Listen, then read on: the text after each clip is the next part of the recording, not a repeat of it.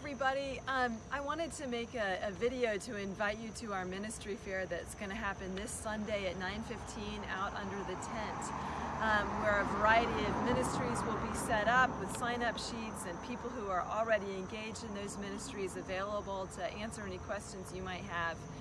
I'm really aware that this is a time where people are struggling to figure out belonging, especially in COVID. Places where we knew we belonged have kind of been turned over and upside down, and yet the desire to belong and to feel known is harder because we can't be as easily together physically. But the work of the church and the work of ministry has just continued through COVID, even though it's changed.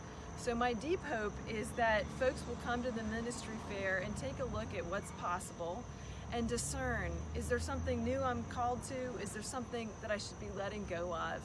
And this will really help the church leadership figure out collectively what we're called to do as we enter 2022.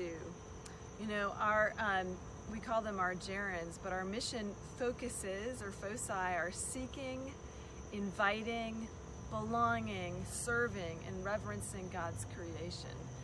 A wise old priest once told me that he always counseled his parishioners to find one ministry inside the church and one ministry outside of the church to do. And I think that's really wonderful advice to ponder and discern. There's all sorts of new ministries that have cropped up in the last year because of where the Spirit is leading us. Creation care ministry, for example, and our arts team ministry, those didn't exist when I first came to Grace, but it's because you all are paying attention to the Holy Spirit, and that's where the passion and energy is. And so I wonder, what's the next new thing we might begin?